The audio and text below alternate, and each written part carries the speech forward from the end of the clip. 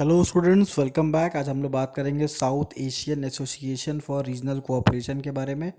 ये जो टॉपिक है ये नेट का कॉमर्स जिसका कोड 08 है, यूनिट 1 का टॉपिक है। तो आज हम लोग इसके बारे में डिस्कस करेंगे।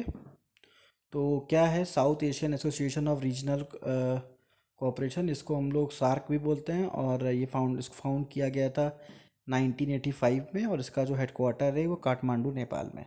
तो इम्पोर्टेंट नोट्स है, इसको अच्छे से याद कर लीजिएगा, खासकर ईयर ऑफ फाउंडेशन और हेडक्वार्टर्स। अब आते हैं क्या हिस्ट्री रहा है।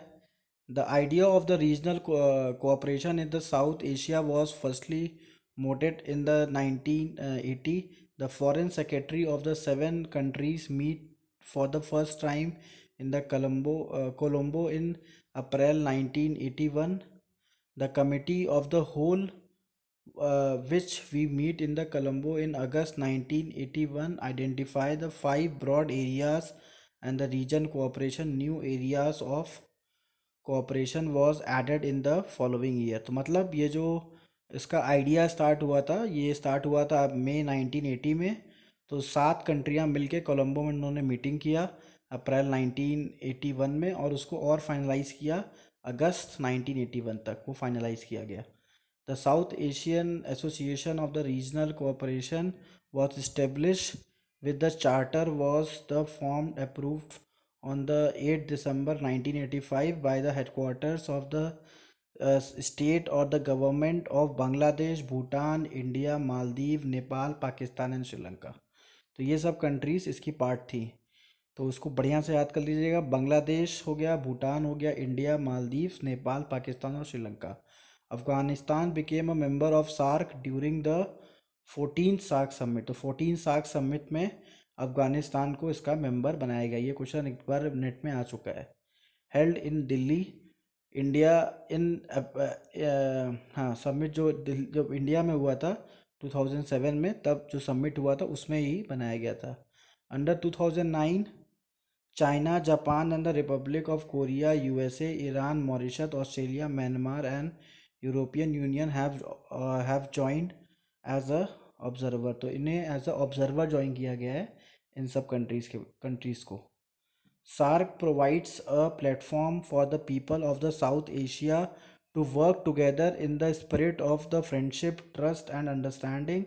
Its aim to promote the welfare of the people of South Asia and to improve their quality of life through the accelerate economic growth, social process, and cultural development in the region। तो SAARC का main objective क्या था कि जो भी south Asia के लोग हैं उनको उनकी लाइफ की क्वालिटी इम्प्रूव की जाए, उनकी इकोनॉमिक ग्रो कराई जाए, प्लस उनका सोशल प्रोग्रेस हो और उनके जो कल्चरल डेवलपमेंट हो।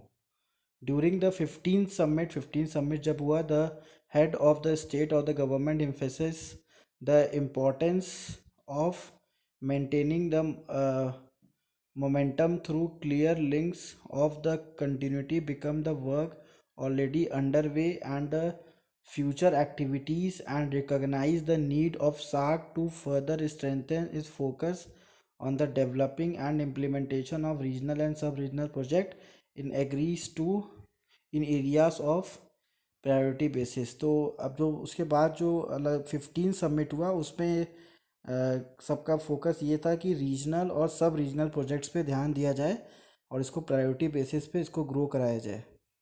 They also renewed their resolve for the collective regional effort to accelerate economic growth, social progress, and cultural development, and emphasis on the key issue like telecommunication, energy. तो ये सब sectors थे जिन जिन पे इनका कहना था कि हमें ग्रो करना है सारी कंट्रीज़ को मिलके। कौन कौन से सेक्टर्स थे उसके बारे में देखते हैं।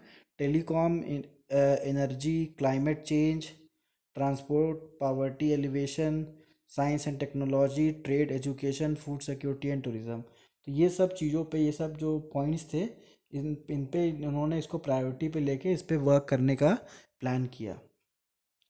Cooperation of SAARC is based on the respect of the 5 principle पे इनका जो सार्क का एक तरीके से जो 5 प्रिंसिपल जिस पे सार्क बेस है, ठीक है, इंपॉर्टेंट है, इसको नोट कर लीजिएगा। क्या है principle? Sovereign, equality, territorial integrity, political independence, non-interference in the internal affair of the member state and the mutual benefit। तो ये इनके प्रिंसिपल हैं जिसके ऊपर ये सार्क काम करता है।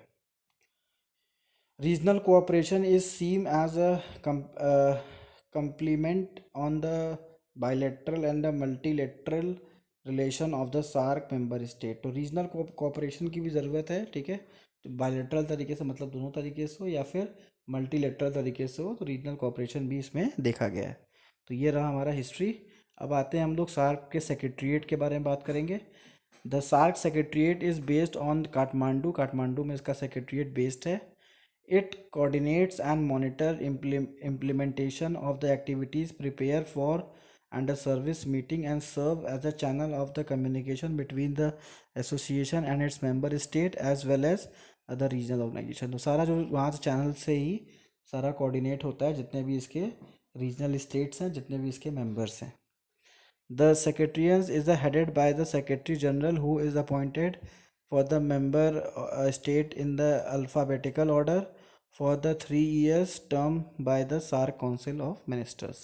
मतलब जो इसमें सेक्रेटरीट जिसको मतलब जो सेक्रेटरी जनरल जो अपॉइंट किया जाता है वो अल्फ़ाबेटिकल ऑर्डर, जिसका कंट्री के नाम जैसे हैं उसमें अल्फ़ाबेटिकल ऑर्डर में 3 साल के लिए एक कंट्री को इसका जनरल सेक्रेटरीट जनरल बनाया जाता है।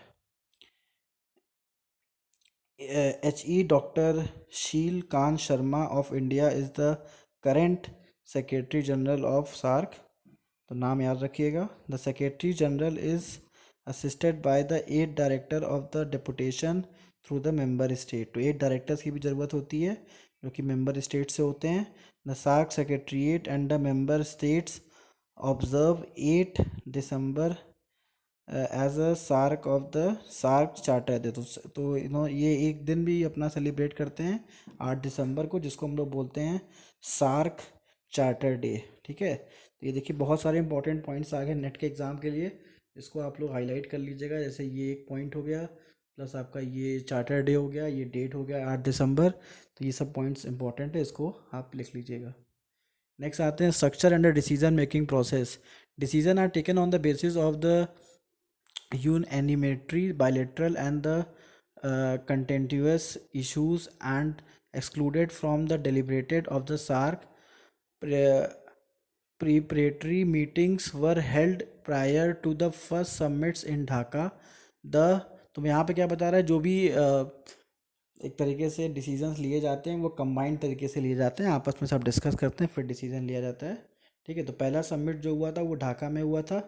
The foreign secretariat in 1981 in Colombo and the foreign minister in 1983 in new Delhi identify the area of the promotional regional cooperation. The area of the cooperation under the regulation regional integration process of action, which pursued that the technical community now cover agriculture rural development। तो अब 1983 से ही इन्होंने ये ध्यान दिया हुआ है कि जो हमारी टेक्निकल कमेटी है वो ध्यान देगी एग्रीकल्चर और रूरल डेवलपमेंट पे, हेल्थ और पॉपुलेशन एक्टिविटीज़ पे, वुमेन यूथ और चिल्ड्रन पे, इन्वायरमेंट एंड फॉरेस्ट्री पे, साइंस और टेक्नोलॉजी, ट्रांसपोर्ट और ह्यूमन रिसोर्स डेवलपमेंट पे। तो इन्होंने ये एजेंडा 1983 से बना के रखा है कि हम इन चीज़ों पे भी हर एक कंट्री में ग्रोथ करेंगे।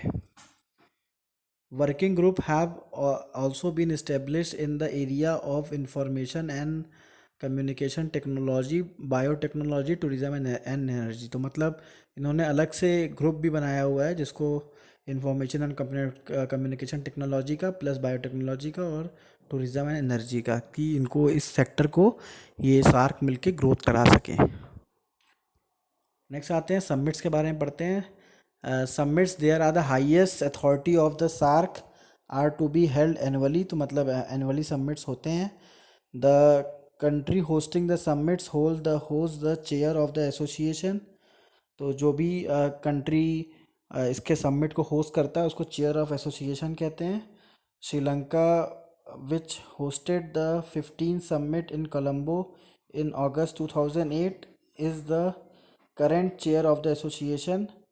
To the date 15 summits has been held and the 16th summit will be hosted by the Bhutan इन अप्रैल 2010। तो 15 समिट जो है वो आपका भूटान में होस्ट होगा। तो ये हो गया समिट के बारे में और चेयर ऑफ द एसोसिएशन के बारे में। नेक्स्ट आते हैं the council of minister. The council of minister comprises foreign ministers meet at the least twice a year. Its functions included formulating policy, reviewing process of the regional cooperation, identifying new area of cooperation, and establishing additional mechanism that may be necessary. तो council of minister को साल में 2 बार मिलना होता है। जो भी इनके फॉरेन मिनिस्टर्स होते हैं वो साल में 2 बार मिलते हैं। प्लस वो सारे प्रोसेस को रिव्यू करते हैं, रीजनल कोऑपरेशन को चेक करते हैं, प्लस जो भी कमियां हैं मैकेनिज़्म में, जो भी प्रॉब्लम्स आ रही हैं उसको भी वो मिलके सॉल्व करते हैं, सारे कंट्रीज़ के फॉरेन मिनिस्टर्स। अब आते हैं द स्टैंडिंग कमेटी के बारे में बात करेंगे।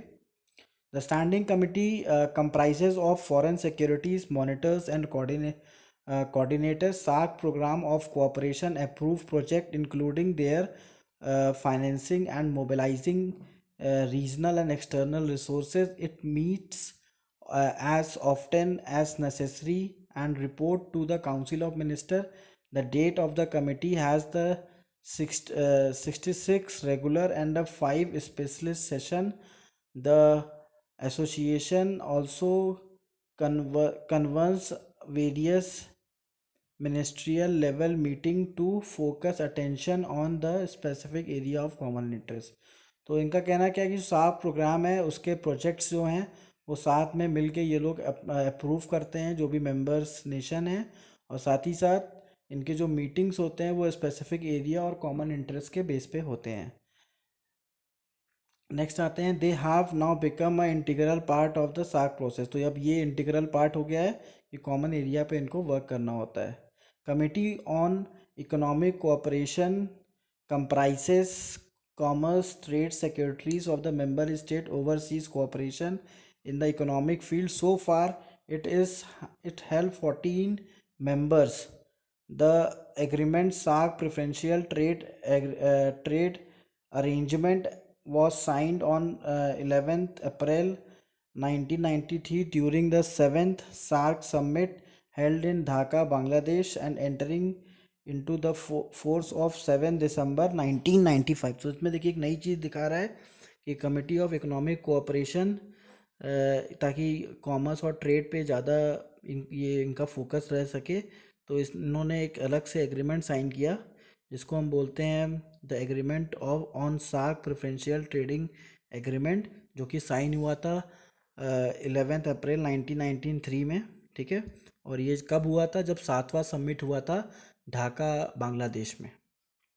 Subsequently, with the objective of moving towards the South Asian Economic Union, the agreement on the South Asian Free Trade Area was signed on 6 January 2004 during the 12th SAARC summit. Has been Islamabad, Pakistan entered into the force on 1 January 2006। मतलब एक और agreement sign हुआ 6 जनवरी 2004 में, जिसको हम बोलते हैं SAFTA, agreement of south free Asian trade Asian. इसमें उस समय 2 कंट्रीज़ को जोड़ा गया था जिसको हम बोलते हैं इस्लामाबाद और पाकिस्तान को।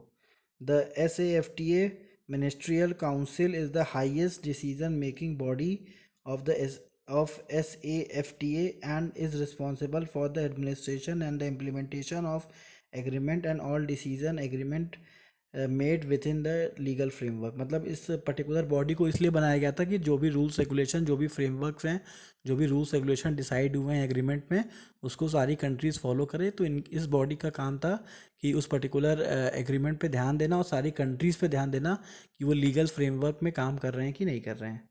नेक्स्ट आते हैं as directed by the SAARC finance minister and internal governmental expert group on the financial issues is developing the road map for advising a South Asian Economic Union in the gradual and the phased manner. The government of the Central Bank of member state under the auspicious Sen Finance meet regulatory to pursue the cooperation in the financial matter।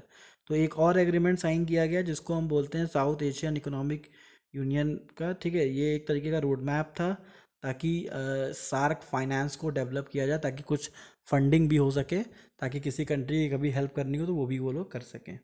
SAARC development fund has come into the operation with the three three window social, economic and infrastructure, and initial paid up capital is 300 million US dollar, with its permanent secretariat to be established in the Triumphu two region project, and the social windows are already under implementation। मतलब इसका अलग से एक fund बनाया गया जिसके fund में इस समय $300 मिलियन इन्वेस्ट किए गए, प्लस इनके अलग अलग दो रीजनल प्रोजेक्ट्स भी अभी इम्प्लीमेंट हो रहे हैं, जिसके वजह से सार्क और ज़्यादा बेटर बन जाएगा। थैंक यू स्टूडेंट्स, हमारे चैनल को सब्सक्राइब करिए, प्लस जो आपके फ्रेंड्स हैं जो नेट की तैयारी कर रहे हैं उनको शेयर भी करिए। Thank you.